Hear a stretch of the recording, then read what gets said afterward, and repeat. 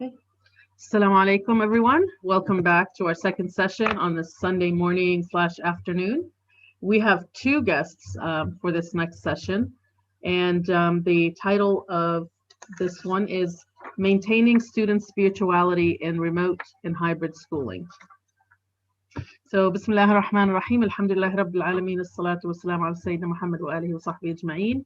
Welcome back. If you were with us earlier, if this is your first session with us, welcome. I will introduce our speakers and then inshallah we'll begin.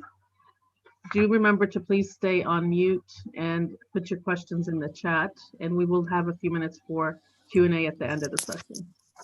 So our first speaker actually needs no introduction. He's maybe not just famous around the country, but maybe world famous, Brother Habib Qadri. Is an educator, author, a youth activist, and a very inspirational speaker. He has a bachelor's degree in teaching history and a master's in school administration. He is currently taking courses at Harvard University Graduate School of Education, Principal Center, where he works as part-time staff in the professional development programs. His resume is quite extensive, mashallah. He's an expert in leadership, and a very, very inspirational youth leader.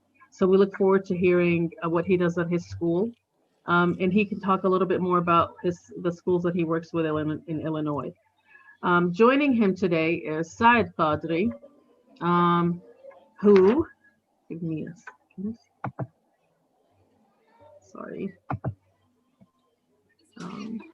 Saad Qadri was born in Park Ridge, Illinois, and grew up in the Chicagoland area. He completed his bachelor's degree in Northern Illinois University in English and his master's degree at DePaul University in Education. Along with his professional studies, Saad also studied the sacred sciences initially through the Institute of Islamic Education and a Sacred Learning individual study program. He eventually attended and graduated from Jama'ah Islamiyah in Lusaka, Zambia, and is currently actually working with Habib, and they partner as consultants in their work. So welcome and thank you for joining us. Jazakallah khair to CISNA, Council of Islam Schools in North America, and all of the individuals who are putting this together. May Allah bless you, and every individual from the backside, from the background, from the marketing, everyone. Thank you so much for this opportunity. So both of us are here, and Saad, if you could get the slides up, we would like to maximize your time. Okay. Bismillah ar-Rahman ar-Rahim. Alhamdulillah, wassalatu wassalamu ala Rasulullah wa ala alihi wa sahbihi wa man wala, amma ba'd. Okay, Mr. Qadri, here we go. Okay. So right now, what we want to go ahead is if everyone could, I know it's kind of a unique situation, right? Some of you guys might be seeing me and thinking like, why am I wearing the mask? We want to make sure you guys experience to teaching individuals wearing a mask, and all of us, we are doing. And then we have another teacher, Saad, who will not be using the mask. Because we want to show how much of how facial expression plays a big part and how it's going to be tough for kids.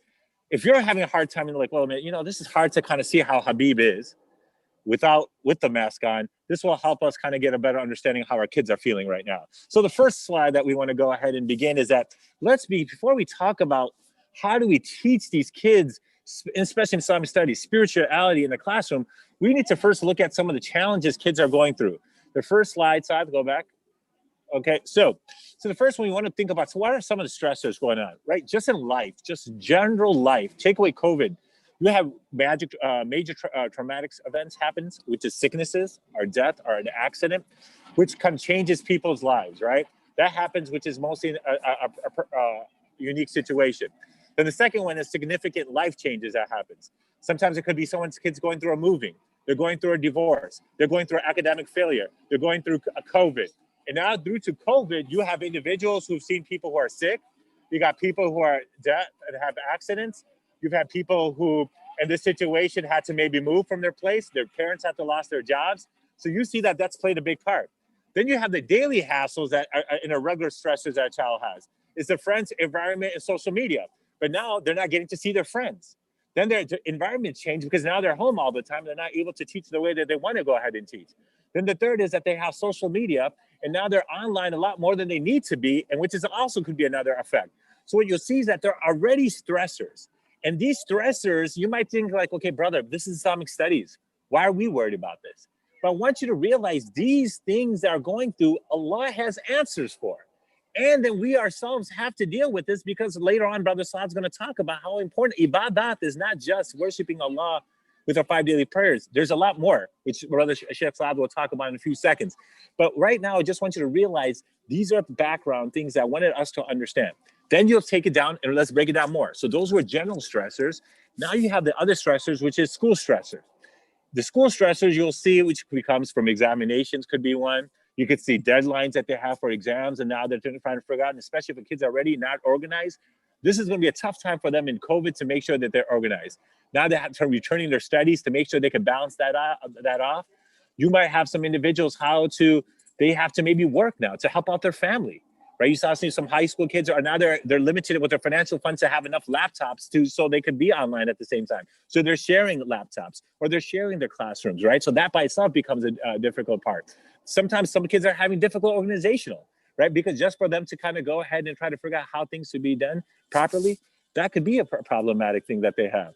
Then you have just poor time management skills. So when you have these things that are also from outside the other stressors, you'll see that these become challenges also in the classroom. So even the academic classrooms, now in Islamic classrooms where there's already kids that sometimes, I call it the shaitan effect, right? Islamic studies teachers always ask, why is it that kids always like having more tougher time with our class? First of all, I say first teaching education is already tough.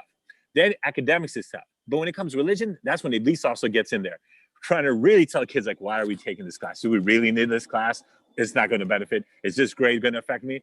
And so you have that third challenge that not just from their friends, not just from their own internal desires, but Iblis sometimes kind of convincing kids not to go ahead and take Islamic studies serious. So these all play a big part, right? And then so you'll see all these kind of challenges coming together.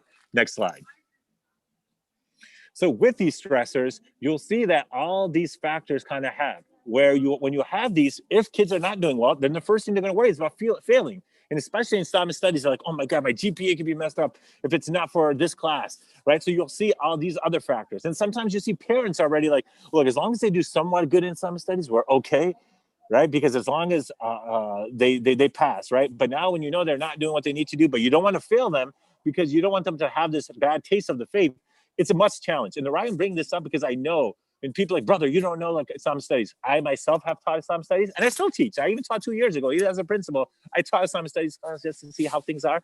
And Brother Saad still is, and he's going to have more examples of classroom settings. Then you'll have the school peer pressure that you could go through and the challenges that you have. So these are all other factors that school stressors are, from the general school stressors that they have to what from just in the world as a youth to school stressors. And now with COVID, all this is exacerbated at a higher level and more challenge. So you'll see these are things that are coming in. Next slide, Saad. Okay, so we have the different categories of worship. And this is sort of important for us to know when we're talking about this idea of spirituality within the school. The big mistake I think a lot of us fall into, the big pitfall average teachers take and administrators alike, is we're unable to really understand the bottom question: what comprises spirituality? What is spirituality? And so before we talk about what is spirituality and maintaining spirituality in school, we need to sort of look at a very cursory overview of how deen is categorized. Now we have within deen, ibadat, mu'amalat, mu'asharat, we have all these different categories. For the sake of time and just simplicity for now, we want to divide our understanding of deen into two specific categories. First one is the ritual worship and devotional practices in which students, teachers, and all Muslims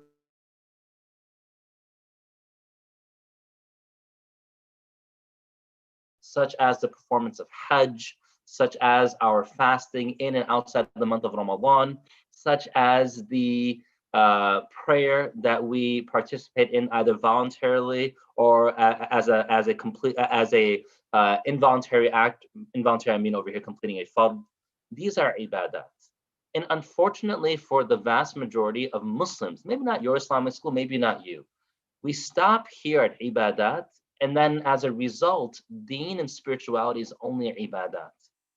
And when a person restricts spirituality to only ibadat, they're going to miss out on the potential opportunity to spread and encourage spirituality through another important avenue, which is known as mu'amalat. Now, what are mu'amalat? Mr. Qadir, you want to jump in over here?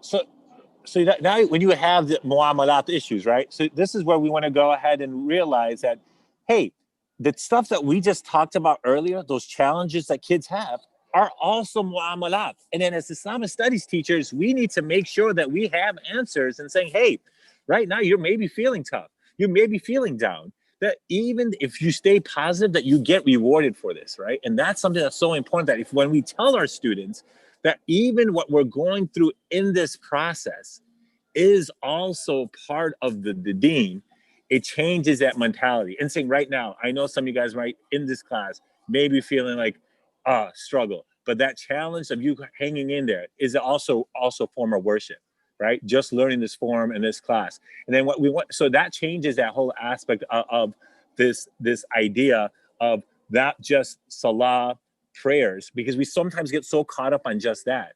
But then the other aspects of our behavior, character, working with others, listening to others, listening to our teachers, going through it, dealing with stress, maybe having a limited time. When you're sick, being patient with your family members, being parent with your our siblings. These are all also forms of worship. And when we have those conversations, are the social issues, and we have those conversations with them, that also realize that brings that spirituality. So you'll see these specific things so we're going to break it down into two things. We're going to talk about what we could do as a school-wide, but also what we could do in the classroom. Saad, anything else you want to add on to this? Yeah, and so I remember one story, without mentioning the school in which I was working. I was speaking to one of my teachers I am an English teacher. I am also an Islamic studies and Quran teacher. I have my foot in both doors. And I remember one time as student council advisor, I had spoken to one of my teachers in ulum, like Deen studies. I said, I'm struggling with some of these students in high school because I'm trying to have activities as student council advisor, but they want to do things that are not necessarily concerning Islamic practices, such as nutrition and working out. So I remember he's like, hey, well, stop right there, because nutrition and working out is very Islamic. And then he told me, look at your book, Hidayah. Like, Hidayah is a book of fiqh on the shelf over here. So he's like, it's 4 volumes, it's about 1,200 pages. It's like only the first 1/5 of that entire text is devoted to what practices of ritual worship. The remaining 80%, 4/5 of the text, is going to be related to mu'amalat, mu'asharat, and interaction with people. He said, if you, Saad, are going to restrict deen and spirituality only to worship, your students will never be able to recognize Allah outside of the ritual practices. And this is what I want myself and all of us to look in over here, that there are doors that we can open to spirituality, even if it does not relate to the masjid or prayer or fasting, because Allah subhanahu wa ta'ala has given us doors to grow close to Him, even though they are not necessarily overt practices of worship. So now I just want to look very briefly at what is spirituality. In Awjuz al-Masalik, which is a commentary of Imam Malik rahmatullahi alayhi, the Musannif rahmatullahi alayhi, the author, he mentions, he was once asked a question. Shaykh, tell me, what is ihsan? What is like this idea of spirituality? But be brief, because I have to go. And this is, I was imam for 5 years. This questions always asked. Like, I need an answer, but you got to be very, very quick. So he said, okay, if you need a brief explanation of spirituality, its beginning is innamal a'malu binniyat. Its beginning is all acts are based on intention. And its end is from the hadith Jibreel, أن تعبد الله كأنك تراه فإن لم تكن تراه فإنه يراك. That to worship Allah as if you see Him, and if you do not see Him, know that He sees you. Why am I bringing this example up? The reason is spirituality is a very intangible idea and sometimes very high level. But if we can make this tangible for students to understand, then we will see that just as an English teacher, what's the big mistake I make? Oh, okay, you have to read ahead in the Odyssey for tomorrow. No one's going to read beyond a page. But if I say read chapter 2 for tomorrow, it will give them a tangible goal to be able to grasp and work or strive towards attaining. So how do we make spirituality tangible? We have to give some sort of apparatus or mechanism by which they can understand what we want spirituality to be. And so I'll give a very brief example and move on to the next slide. Imam al-Ghazali, rahmatullahi alayh, in his book, Kitab al-Arba'in fi Usul al-Din, which is sort of a truncated version of the Ihya Ulumuddin, he gives us 10 principles that we can establish. He says, these are the 10 principles over here that we can look at as 10 goals. Tawbah, khawf of Allah, zuhud, sabr. These are 10 characteristics that we want to put within ourselves. And then he says, he gives us 10 things to stay away from. Ghadab, hasad, hubb dunya, riya, all of these 10 spiritual qualities we want to stay away from. Now this, if you have a character program in the school, you can utilize these characteristics, but the point of including this is just to encourage us to try to understand that we need to establish a tangible perspective of what we want spirituality to be. So what is spirituality Islamically in very easy layman's term? Not for you, because obviously you understand, but for the students.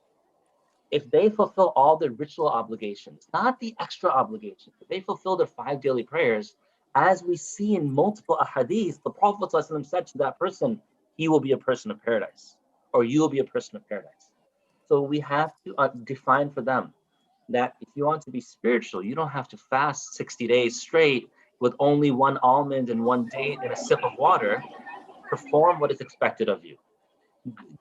Explain to them the idea of utilizing intention, focusing on the hereafter, etc. These are some things that we take from, I was just looking at a few texts right now, some basic points that the mashayikh and the ulama of our deen have highlighted, that if we can let students progress or people progress by combating these areas, we'll be able to grant them easy paths of success.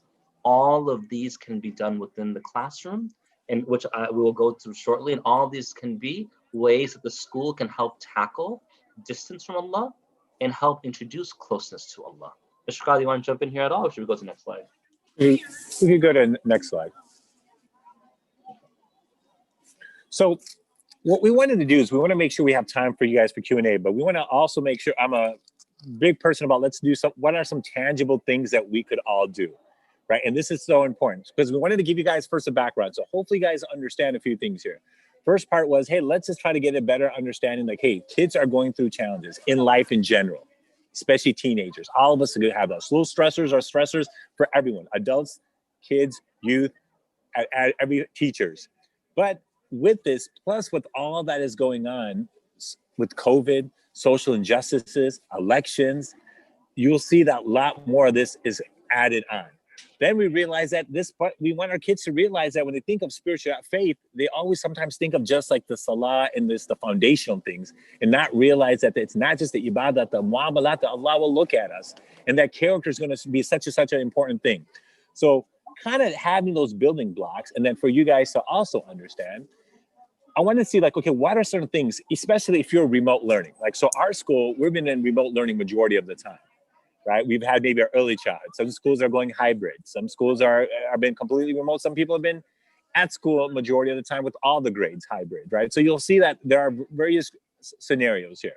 So one of the first things is like morning assembly, right? Morning assembly is when we could kick it off, get it right?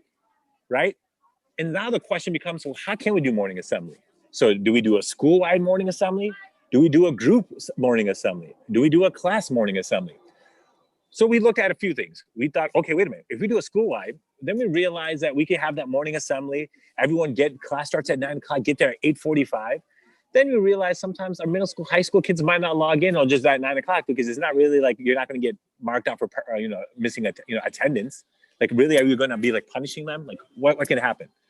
Then I said, what's our purpose? Our purpose is to make sure they do it, right? It's not like, okay, come at 8:45, wake up 15 minutes early because you have to do morning assembly. We thought if we maybe have the kids take the morning assembly, one aspect is we can say, hey, parents, this is the dua that we want. Why don't you work with your kids to do the morning assembly together? And here's the duas that we want you to go ahead and do. So that's one way, get the parents involved and have a video. So that way they could do it and the kid could follow through.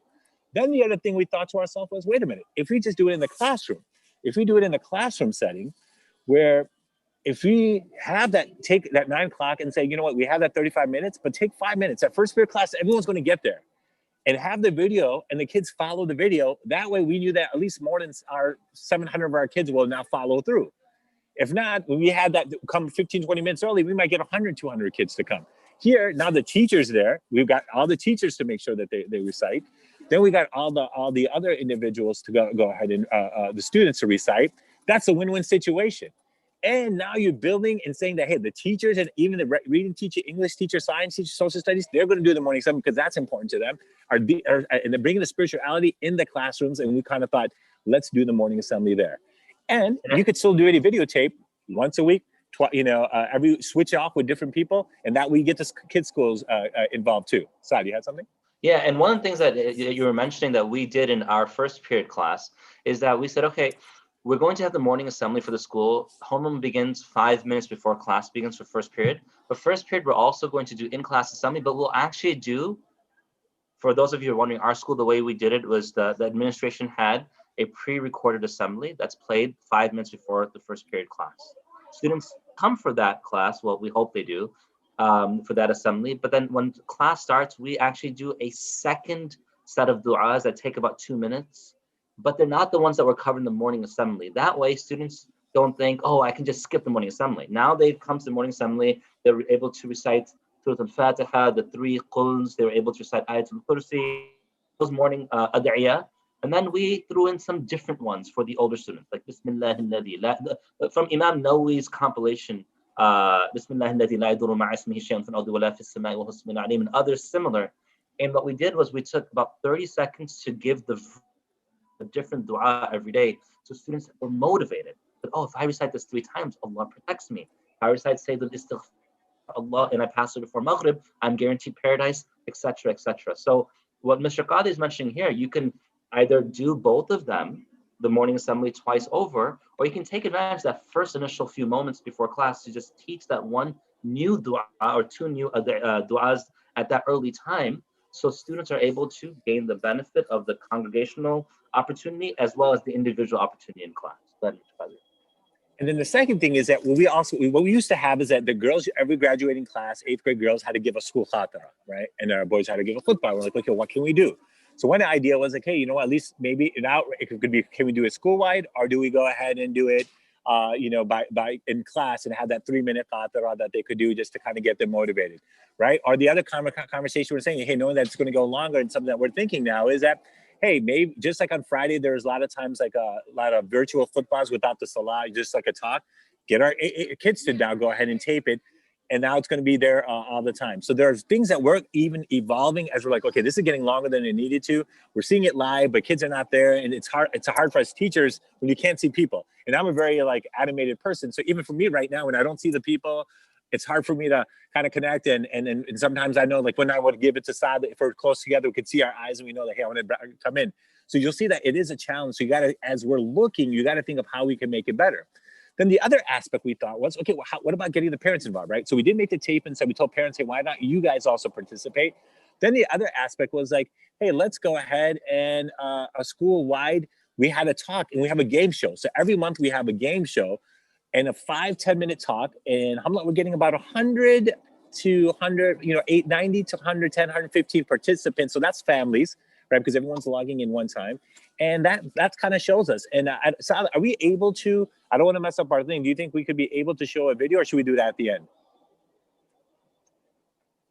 I can't hear you. So we'll show it at the end. That way we don't mess it up. Yeah, no problem. And as you're speaking, I can just quickly switch my screen without the viewers being affected, and then pull it up when you say play it. I'll play it. That way you'll be okay. Yeah. So we'll do it at the end because with the IT thing. So I think the best thing is let's go ahead and let's just go through the point, and we want to show you the game show for you guys to understand how this is done. School-wide, after school, we'll get the parents participating, and so we'll have that. Number 3 was the community service. The community service, one of the things that we also was like, well, how do you still get the spirituality part, right? So we had some of our kids make COVID packets, our community was passing them out, COVID packets. So we decided to have some of our students kind of participate. So we had a lot of our high school and middle, older students participate in that. But what that did is get the kids to be involved in helping out in the community and stuff like that when they want to get out. And it's still in a safe process, in way. Then we also had COVID tests at our school, where we kind of had people to do COVID testing. And if they wanted some help, now mostly that was taken care of by the professionals. But now we had some individuals just to give them some experience of kind of informing them. Or the social justice, right? We had like sometimes working with your social studies teachers and say, well, you need to write letters due to some of the stuff that was happening, social injustice to our politicians. So I had spoken to our social studies teachers and say, hey, have some of the kids, I need them to write this out to this specific thing, or thank them for this specific policy that they made for our school district. So you'll see that you could still use, and what we want to help the kids to understand is that, hey, when you do this, this is also ibadah. This is also ibadah. And we also had, we had some of our kids be election judges, right? Anyone who's 16 or older, if you have a high school you're able to do that. And that gave them an opportunity and said, look, when you're doing this, participating, helping out, making things proper, making things easy, this is also part of your deen. Just keep an intention and how you do this. Like one thing we forgot we did, which we mostly do, and I apologize, is that we would start off with Surah Fatiha, Salawat on the Prophet, and making dua for this program. Now, what that does is helps also kids realize that, hey, even when we're sitting here for 40, 50 minutes, we teach a class on Saturday also online, reminds them that, look, even if you're kind of frustrated for 40 minutes here, if you make this intention, at least you'll get ajr and Allah will shower you blessings. It's changing the mindset of ourselves and others and really reminding them how Allah is so merciful and how different things that we could do. The other thing is for our teachers to have hadith and dua WhatsApps, right? Just kind of having a group, just to kind of writing maybe a hadith once a week, a dua that you wanted to share. And so at least it kind of gets, or even a religious teacher, are not just our religious teachers, or regular teachers, that look, you're in Islamic school, that you got to keep up your spirituality too, because then that will manifest with the students, right? It just can't be like, okay, that's Islamic studies teacher's job to do, right? Now, the other thing is that we had last Ramadan, when we were in COVID, we had iftar with the group. So Saad had an iftar with some of the students where they broke iftar together online. You didn't have to deal with the food because everyone just ate at their own, right? But this year we're doing a qiyam. So we had a meeting last week with the religious studies teachers, and we're like, wait a minute, you know what? Maybe we could surprise some of the kids and say, look, for this much, gift cards, we thought like other kids will have iftar, on your own, but maybe for the graduating juniors, the upper grade kids, we'll say, hey, go to this restaurant and you can pick up your iftar, right? Kind of surprise them. We're thinking of doing that for the teachers and say, like, you know what, because for Teachers Appreciation Week, here's an idea, is having one day you go to a restaurant and they go pick up their food from there, right? It's going to be in May anyway, and Ramadan might be at that same time. So we were kind of thinking of Hub Grub. You have all these different opportunities that you could do, right? But just kind of giving you guys an idea on these specific things, right? So hadith, dua, WhatsApp, so online qiyam, and iftar are just small other things that could be happening. Another aspect is we want is because I want to get you guys to the classroom day-to-day stuff. This is school-wide stuff. We did for the month of Rabi al-Awwal, we did 100 salawat to 1 million hasanat, right? And then in the morning assembly, so in the elementary classes, right in the first period when they did the du'as, we also said every kid now, let's do 10 salawat every day. 30 salawat, 700 kids, we'll make sure we'll hit 100,000. And then we tell the parents to remind them to do their salawat, right? So what it does is becomes a school approach. In Ramadan, we had kids assigned just specific juz from the Quran. I'm trying to show you how we could build spirituality as a school-wide, right? So I was going to talk about the classroom. So these are all, the other one we had is every class in the middle school, there's about 25 students in our class. So every kid was assigned one juz. Some of the kids were maybe assigned two. The teachers were also assigned. So we have, mashallah, 90 staff. So we did 3 khatams from our staff. Everyone was assigned one juz. Our Hifz department, 40 kids, they were assigned a juz. So by the time we finished with all the school, we had more than 30 to 40 khatams, right? Quran khatams, and we had a dua as a school-wide, right? So what you're trying to show is that there's so many different ways to buy in. Again, no doubt about it. We're still struggling to build that spirituality, but at least we got to just put some efforts and opportunities and see where it goes, right? And so I think that becomes one of the things that we want you guys to realize how these specific things happen. And then you got the social media posts of some of the things that our people are doing and so on and so forth that kind of keeps them updated. And sometimes you got to share because sometimes parents forget some of the things we're doing. So you have to kind of keep on posting, say, hey, this week this was done. So our principal, really cool, what she's been doing is now every month we have a thing called the top 10 list, right? And the top 10 coolest things about the month. It's a great way to just remind everyone some of the cool things that happened in the month, right? And because what happens is that it changes the mindset. We ourselves forget some of the things that we do. We're like, what does our school do? So sometimes you need to do the humble brag about your own school to our own teachers, to our own students, to even our parents. That's why. So these are things to kind of remind us and say, guys, we're doing these specific things, getting the kids involved. And now when the kids know that the teachers are also having assignments for juz, so it's not just the kids, they know that we're buying in and we think it's important also. We're part of the salawat too. And then we tell, hey, our teachers, if they do these many salawat, we get this, hopefully this is how many numbers we're going to get. Then everyone's going to buys in, right? So hopefully these were just some more. At Q&A, maybe we could talk about more if you have time. We also want to show you that the game show. But before that, Saad, I think let's go because I want to make sure we give enough 15, 20 minutes for Q&A. But you have another 15, 20 minutes. Can I just jump in on this very quickly? Just a couple points. And then, you made. And then from there, we jump on to there's a question asked by one of the teachers, which games do we use? So we've used Kahoot, we use Family Feud, we used Jeopardy, and these were all systems that the families were able to participate through Zoom. That's number one. Number two, the online qiyams. One of the things that Mr. Qadri and we were able to do is we were able to bring guest speakers in. And so the students would come and the guest speakers would come in and they would address topics that were overtly spiritual and beneficial in Ramadan, and also those things that students would not consider to be spiritual per se.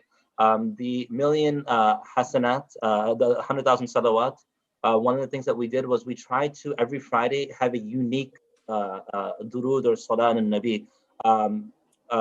For example, one day we said, okay, this was Imam al-Shafi rahmatullah alayhi's favorite. Why was his favorite? Quick 1 minute explanation. And then finally, the Ramadan, the juz assignments, Mr. Q, I think, didn't mention this. The teachers got motivated last year and they said, we wanted to actually surpass the students. And I think they fell short, but the teachers actually on their own tried to outdo the students. I forgot how many khatam the students had, but teachers, I think, reached 20 or 30. Just because what they were trying to do is they were trying to beat the students. And so, ta'awunu al birri wat taqwa, right? You encourage one another and it builds a spirit of competition in that regard. Now let's go into the actual spirituality within the classroom. So intra-school challenges. So I'm going to go into this in a little more detail over here, but I'm just going to start over here for a moment. Intra-school challenges. Utilize the classroom as a place where we can challenge one another. What does this refer to? This refers to the common practices that we've seen since we were very little as students ourselves and as teachers from our first days in class.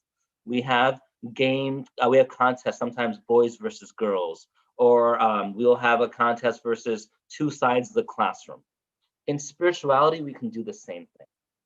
For example, when we have students who, if we're covering a specific topic, for example, we're covering the topic of the Prophet ﷺ, because this was a topic that Mr. Qadri just mentioned, and we're talking about the hadith that whoever sends one blessing upon me, Allah will send 10 blessings upon him or her. We can do an intra-school or intra-classroom challenge where we have students vie against one another to try to outdo one another in, for example, the recitation of salawat on the Prophet ﷺ or memorization of Quran. But when we have what's important over here as a practical application of this is we should always try to understand the diverse nature of our class. In my class, I have some hafaz of Quran from the brothers and sisters. There's brothers hafiza, brother hafiz in the class.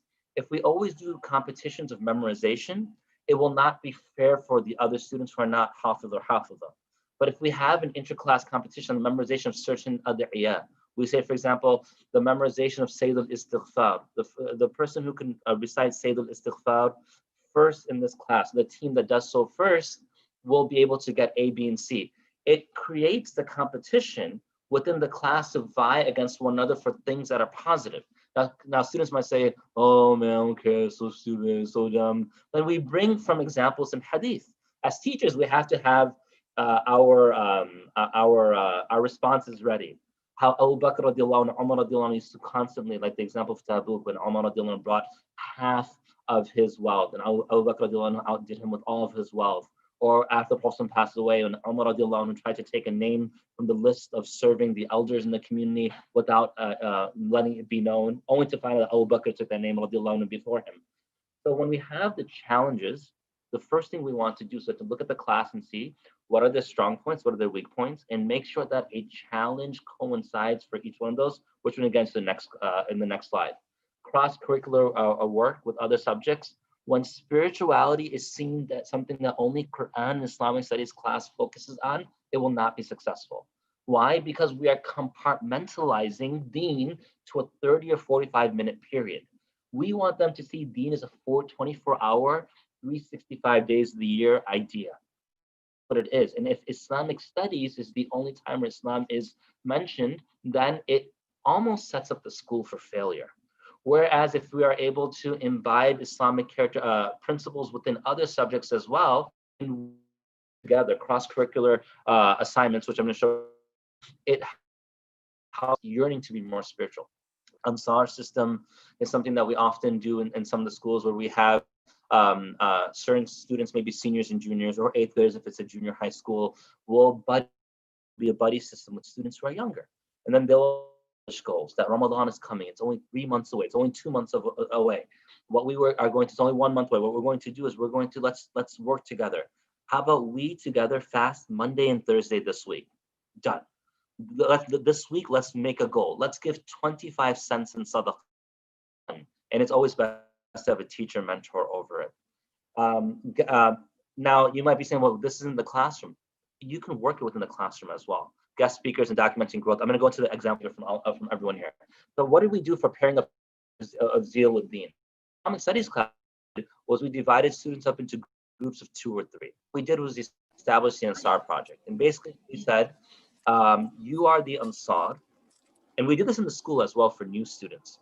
You are the Ansar. Certain people were given assignments of being Ansar, certain people were Muhajirun. And what they had to do was the Ansar students had to identify something that they can give to the Ansar students. So one of the Ansar students was a Hafiz of Quran. What he did was he said, look, I memorized the Quran. I can help whoever I partner with to be able to memorize certain verses that he or she wants to memorize. One of the Muhajirun students, what did he say? I guess they should have been flipped, but in this case it wasn't. He said, my parents always give me money every Friday to give sadaqah. So what I'm going to do is I'm going to message my Ansari companion. And I'm going to run the night before, hey, bring $1 to school tomorrow. We'll give it for sadaqah before Jumu'ah. But it was an in-class movement, and we didn't expose it to other students. Every pair only reported back to me. So one pair may have been working to memorize Surah Baqarah. One pair may have been working to, the sisters, they were often working to make up their missed fast that they missed in Ramadan because of the time in which they're not praying. But they had these personal goals. Now, the documentation of this is important because they don't notice this. But at the end of the year, when we sit down and we have our mentor student reviews, say, hey, do you both know that you've made up 25 fasts this year? Like, whoa, we didn't even recognize it. We were just doing 1 or 2 fasts a month. We didn't think it was going to build up, but it did build up. You tell this student, hey, you guys were giving $1 a week, and once you gave $10, you gave about, there was a box in the room where Brother Masad set up that they would drop in the sadaqah. We counted it to, I forgot how much the total amount was. You guys know you gave this much sadaqah? We didn't recognize it. The pair of students with zeal for deen, we call the Ansar project, cross-curricular assignments.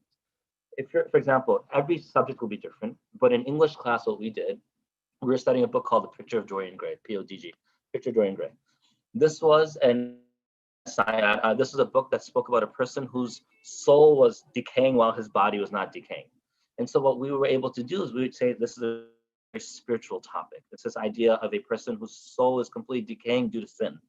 And the English teacher would happen to be me at that point. So I was able to just conduct it with the Islamic studies teacher.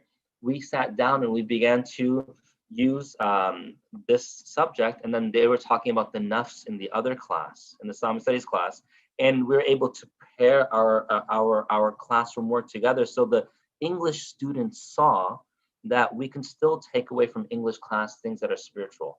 Well, one of our teachers in our school, every day on his agenda on the screen, always has the word intention there. And he calls on a random student every day and say, what's our intention today? They have to say, my intention in social studies is to please Allah by learning, and then they have to tie it back to deen always, even though it's about social studies, which is a quote unquote non-Islamic topic, but it's very Islamic. Nasheeds and clips. One of the things that we did last year in the different times of the month, in Dhul Hijjah didn't work out because it's during the break. Ramadan, we did it. In Rabiul Awwal, we did it. We had clips that we played at the beginning of class that the Islamic studies teachers we coordinated, that students were able to listen to 2 minutes, 5 minutes of something very motivational, because sometimes they're just sick of listening to us. And I'll give you an example right now. I have the screen up for all of us to see, but this is an example of a clip that you can play. This is a little longer, but still we can do it. Let me just get the volume up.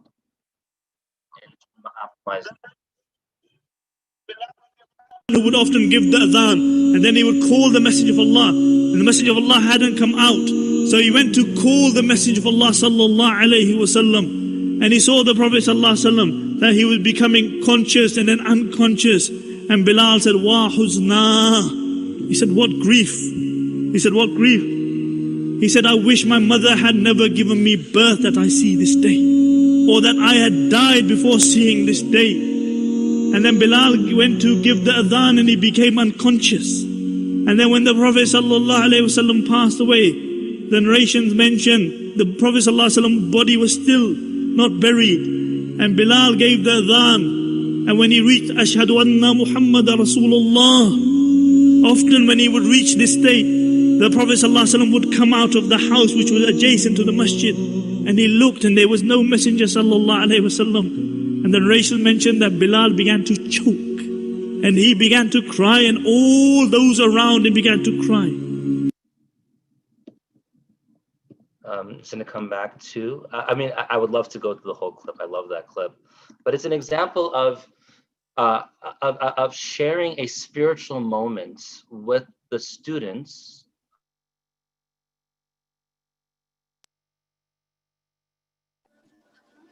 Yes? Okay, awesome. It's an example of sharing something. It could be a nasheed, but something at the very beginning of class that will take away from us being the constant, conveyor of the message to someone else. Contrasting the classroom mentoring with teachers, I spoke about our project, breaking the mold. We did something with the Hijrah project. The Hijrah project was basically, these are, during Q&A, we'll go through them, Mr. Q, because I think they're the whole time. But see is in the classroom, we can take 2 to 3 minutes, or we can take a small amount of time to develop a longitudinal project that will help students develop without them even recognizing the pace at which they're developing. Due to time, we'll just come back to just doing Q&A. Mr. Q, I'll turn it back over to you. So at the end, what we're going to do is let's just kind of open up. But what we just want to realize that even when we talk about something like, okay, kids are going through challenges and they're stressed out. So you'll see that they have something, even like, how right now, what does research say? Sleeping well, exercise, make time for fun. When you could tell them, hey, even religious teachers, I know you're stressed. Getting sleep is part of the ibadah. Making dua before you sleep and making sure your body has a right over you is no problem. Having exercising is also. So you realize all these other specific factors, you could also remind them when you're doing this. Like when our next fun night where we're having for the parents, right? The topic is the sunnah of strength. The sunnah of strength, right? And and so we have a brother who's a hafiz, who's a bodybuilder, and he's going to be talking. He's going to talk for 5-10 minutes, and we have a game show afterwards, right? So what we want to show is that all these specific kind of things that we could do to still kind of take care of the situations kids are having. Say like the deen has answers for a lot of this stuff too. It's part of the deen. Having emotions is okay. Understanding that you have emotions, feeling down, but with getting the support from the academia world or from the therapist, but also using spirituality all together, you could overcome challenges. So these are just other kind of thoughts that you will see that we have answers for. But let's, I really wanted to open up for Q&A. And then if there's no questions, then we're going to show you that other video of the game show. But and then the other principle that we were talking about, even answering stuff like equity, diversity, which is the social injustices that are happening right now, and what answers we have for that. So a lot of times we've talked to what's happening in the world. Even our social studies teachers are talking about. Our Islamic studies teachers are also having time to just go ahead and say, hey, you know what? Let's talk about it from an Islamic perspective. what answers does Allah subhanahu wa ta'ala and the Prophet sallallahu alaihi wasallam have about this too. So just realize there's a lot there's a lot that we could talk about, but just wanted to stop here. And any questions right now? Did you want to do the 8 points? No, just Q&A. We're good for right now. No, just, you could go back up for a second. Yeah. Okay, I'm just leaving for here right now. They can see it while they're asking questions. If they're not, then we could show more. Brother Fahad, do we have any questions in the chat that came up while they were presenting? Yeah, no questions in the chat as of right now. Would you mind going through these 8 tips, please? Yeah. So one of the other aspects that we want to realize, especially for the Islamic studies teachers, and so a lot of people here might be the Islamic studies teachers and the administration. All this is so important from administration leadership that we need to build. But now when you look at difficult conversations, right? Like, what does research say about this? Like, have a presentation about having difficult conversations with adults and have that. But taking that same thing, right, is that we can't avoid it. In our deen, and we have a purpose, right? And Allah subhanahu wa ta'ala for every situation has a dua, our supplications for, and how our Prophet sallallahu alaihi wasallam dealt with it. So we need to make sure that we have that. And then we need to make sure that when we're having these things with our kids, so that we need to be confident and direct and say, look, we can't hide, especially the social issues that kids are going through and the social emotional issues. It is so important that we have to kind of have these conversations about that. The social emotional that Dr. Fozia talked about earlier is part of our deen. That's what brought people to the Prophet was his understanding of empathy with people. Understanding that, hey, like understanding others' perspective, and then understanding why he would speak to this person that way. Why that same one question, the Prophet would answer it differently to one person, to another person. Who's the best of deeds? One who's good to his mother. One who goes for the sake of Allah subhanahu wa ta'ala. One who, who controls his anger, right? La taqdabr. So you see all the different answers for something that when someone's getting advice, how the Prophet would give different advice to different people, right? Sticking to the facts, and our deen has answers for a lot of these situations, or at least gives you an idea of how we should deal with it. And I think what we have to do is make sure we do our own studying and understanding so we could convey in the proper way. So you'll see that even in these conversations, what they talk about having difficult conversations on anything, things to think in mind. So we as teachers, as administrators, when we're presenting or writing a letter to parents, we got to keep this in mind. Or when we're talking to our school-wide about a situation, we need to keep this in mind. Or when we're talking to our classroom as a teacher, we have to kind of keep these specific things in mind. So hopefully that kind of gives you that thought process. And I have it for various other kids that, like when they're younger or teenagers, there's different kinds, right? Waiting for the right moment. Sometimes you don't have to have a conversation right then. We can have it the next day. Find out what they already know. Sometimes you want to ask before you even have a conversation. You want to ask the kids, "What do you guys know about this?" Right? Sometimes you got to make sure it's age appropriate. Hey, what happened over there at the Capitol? How much do you guys know about that? Because it's better that you inform them and give them information about that happens in the world, or something that's maybe when Muslims are online or on TV. That you need to make sure that you inform them what they know, so we could give the proper, because you do not want kids to go to Sheikh Google to get these answers. That's why it's so important to kind of keep all these specific things there. So any other things, Saad? If not, I wanted to kind of show them the game show sample, if you still have it. Yeah, if not. So do you want to show the morning assembly as well, or do you want to just no, just a game show, kind of saying like, hey, how you could kind of. I'm just gonna stop the share for a moment. Yeah, I'm not sure if Miss Asma has posted that, so let me just check right now. Okay. Yeah. If not, then that's fine. Yeah, no problem. Okay, there's a question here anyway. Coming back to Dr. Saad's presentation yesterday on conviction, why do you think they key point effective spiritual? Building conviction in our students. Like his presentation yesterday was about, like what you mentioned, our deen is not just the things you perform like salah, siyam, but it's much deeper than that, and this is what he's referring to here. Or may Allah bless him, because I think that if we could start doing that, then why do we always struggle? These kids walk up, but what you want them to have this form of love, and I think the key factor is that if we could give kids our hope, just hope and have a love of Allah subhanahu wa ta'ala, and say, look, you'll have your ups and downs. We can't walk out thinking our kids are going to be these perfect Muslims, right? It's that we just have to tell them, like, we're giving them the foundation, but when they struggle, would they want to come back and call us? That's the key factor. are when they do come back, they're going to bring their. I always my key factor check is that when I talk to kids and say, "Would you send your kids back here?"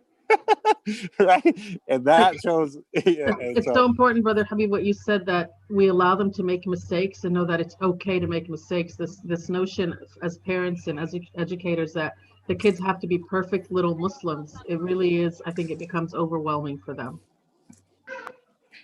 SubhanAllah. So, and again, I apologize to everyone for the mask. The situation I'm in. I just for some reason I'm in a lobby, but they're still letting me have to. I'm outside. Even in the outside lobby, they're telling me I have to keep the mask on. So I apologize. But you know what the kids are going through right now too, right? So I'll give us an idea. So I mean, thank you guys for your patience. So any Brother Sadiq, do you want us to unmute you to share sure. a thought or a question? Can we unmute Sadiq and Hassan here? Raise your hand so they can identify you. And if not that, there the other point. Is the brother have a question? He's just I'm not clear on what he's. Yeah. Assalamu alaikum, Sheikh Habib. Wa alaikum salam. Sheikh Saad, Jazakumullah khair for this wonderful presentation. The what you shared in terms of them coming back to us. I mean, that's the litmus test. I would characterize it as this.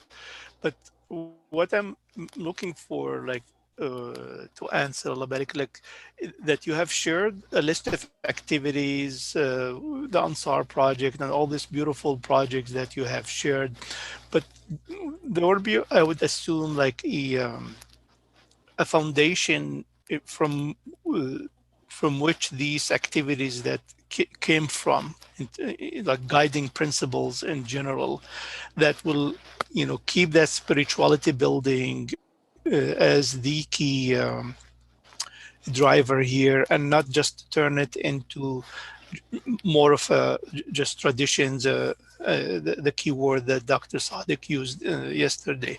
So what would be your comment on this? Like, so we do not just fall into just more of the fun activities that definitely are needed, but forget about the foundation and key factor in any of these activities. Yeah. So one of the big things is, the question is clear. No, inshallah. I think the way I look at it, it's experiential learning, right? So there's one thing is classroom stuff is still going to happen, right? There are some foundational stuff, salah, prayers.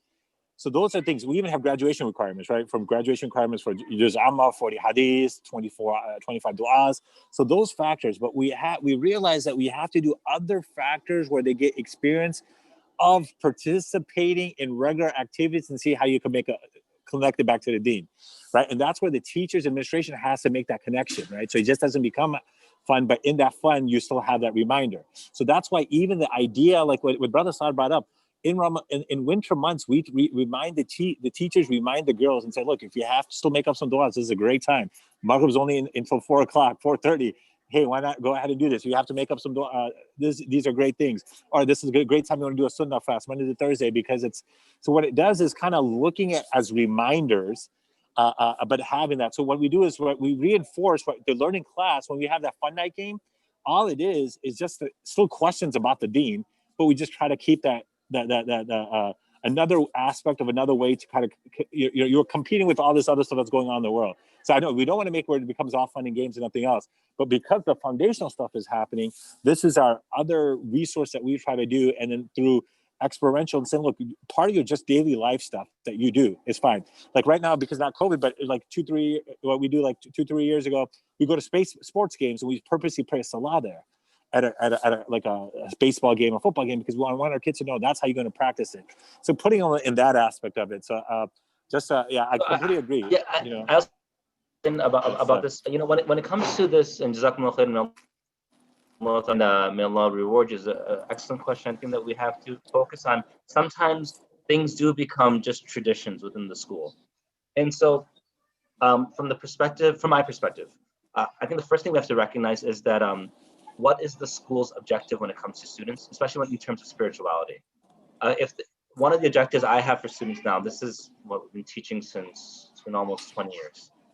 In this time, I've noticed that if the litmus test for student success is how they are upon graduation, then it will be problematic, I feel. But if we have a means to keep tabs on our alumni after graduation, and they have a policy in which we're able to monitor them to some extent, see them at functions, etc., we can see what has been their projected growth. So the way I look at it when it comes to spirituality is that the activities are going to be necessary just so students remain engaged. But if we look at, for example, on this slide over here, erasing or fighting through doubts. If in your school, in the curriculum, in your approach, you have opportunities for students to have question and answer, and you're able to erase the doubts, though they may not show spirituality in the school, because you have blocked the entrance for shaitan, after graduation, they'll have more of an opportunity to be more spiritual because you block that entrance of shaitan. Or another example is that, the focus on the hereafter. Now, what this could be at the end of every class, we can say, okay, students, just a reminder, the Prophet ﷺ has told us one of the ways we benefit from the hereafter is we end class with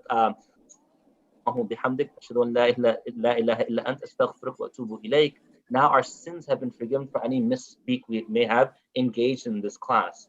And this will allow us to have fewer sins on our shoulders in the hereafter. This repetitious process, it's not exciting, it's not fun to say the dua, but the repetitious process of making the intention to tie in even gym class with the proper intention to become al-mu'minu qawi, the strong believer, to remove doubts. Well, it will cultivate the soil, and some plants will grow quicker. You will see some students who show spirituality earlier and some who don't, but the soil is now very much fertile for you to continue that seed to grow after graduation. So it's not probably the perfect answer, but I don't want us to worry about it being too fun, nor having a standard that we can measure immediately, because spirituality is so intangible sometimes that it's hard to measure. And the final thing is that if we establish maybe some guidelines by which we measure what we want them to reach, maybe these can be character projects that we can engage in, or these can be the measure, then it will be easier for us to have them continue throughout the year, even if it's not in the I don't know, it's slipping me, even if it's not as a particular activity. Anyway, I know other people have questions, so I don't want to take too much time. There's another question here. Can you give a few thoughts on helping our teens love our religion rather than them feeling we force everything upon them? So, Mr. Q, you can jump in, but one thing is, I think we have to act it. I used to work at the Saturday school with some wonderful teachers from Syria. I'm not Syrian. So I remember one day we had this issue. I'm mentioning the Syria thing for a reason. My wife studied there, and she said this was something they would do quite a bit there.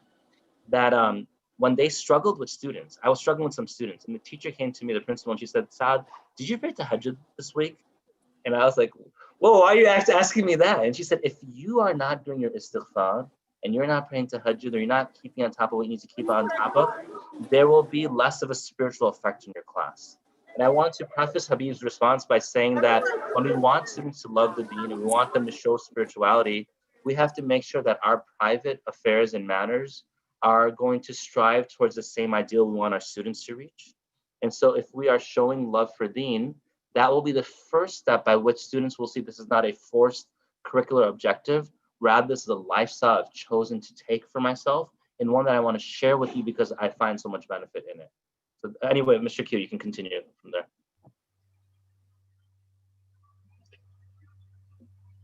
Brother Habib, do you have anything to add to that? I think you're muted, Brother Habib, yeah. No. I thought, I didn't know if we have time, so that's why I was gonna just. But I think we're out of time, but I think we can take a few more. Oh, okay. So yeah, and I think that's the key. I'm a big believer. Just being around plays a big part. It's like if you want these kids to, if they see that we're trying to be nice, we're trying to smile, we're trying to understand, we're being patient, it goes a long way, right? Kids will, at the end, they'll know when you're being sincere about stuff. And I think that that kind of changes. And some things that we won't even know until later. I maybe had an opportunity to kind of understand some of this when I got sick.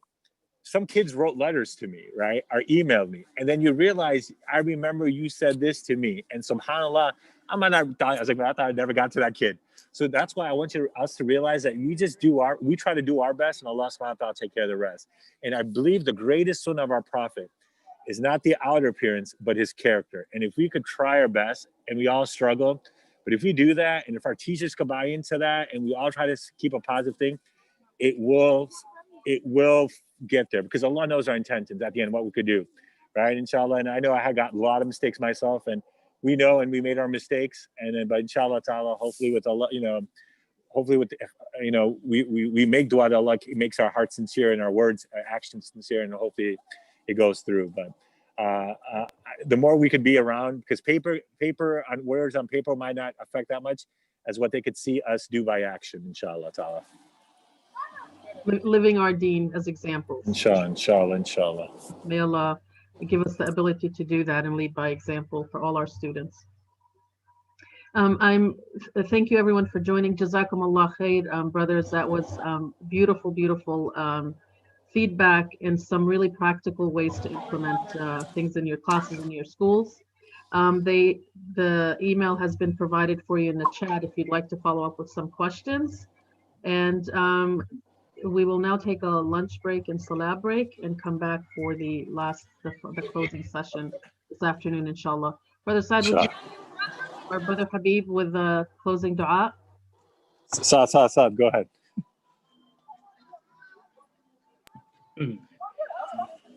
Alhamdulillah Rabbil Alameen. Ala Sayyidina Muhammad wa ala ali Sayyidina Muhammad sallam. ربنا آتنا في الدنيا حسنة وفي الآخرة حسنة وقنا عذاب النار. اللهم آت نفوسنا تقواها وزكها أنت خير من زكاها أنت وليها ومولاها. Ya Allah, we ask, Ya Allah, that these individuals sitting here today, Ya Allah, they have walked the path of the sunnah of being a teacher. Your Messenger ﷺ has said, إِنَّمَا بُعِثْتُ مُعَلِّمًا, I've been sent as a teacher. Oh Allah, we ask that you accept this act and this profession as a sign and show of our love for your Prophet ﷺ. Oh Allah, we ask, Ya Allah, that you allow our hearts to be pure so we can help purify the hearts of our students. We ask that you make our minds active so we can activate the minds of our students. We ask that you make our bodies healthy so we can engage with our students. Oh Allah, we ask, Ya Allah, the difficulties that are plaguing our ummah across the world, Ya Allah, in our schools specifically, Ya Allah, that you remove them, Ya Allah. Oh Allah, let all of us, Ya Allah, be on the shade of your throne on the day of judgment, Ya Allah. Oh Allah, protect our children and our students, Ya Allah, from the whispers of shaitan and the influences of those areas of our society that are not as pleasing, Ya Allah. Oh Allah, forgive us, Ya Allah. Shine your blessing upon us, Ya Allah, and allow us to be under the shade of your throne on the day of judgment and in the highest level of paradise, Ya Allah, with the greatest of teachers, Rasulullah sallallahu alaihi wasallam. Oh Allah, bless the organizers and those who participated in every and any capacity. Wa sallallahu ta'ala ala khayri khalqihi sayyidina Muhammad wa ala alihi wa sahbihi ajma'in. Subhana rabbika rabbil izzati amma yasifun wa salamun ala al-mursalin. Alhamdulillahi rabbil alamin. Jazakumullah khair. Wassalamu alaikum wa rahmatullahi wa barakatuh.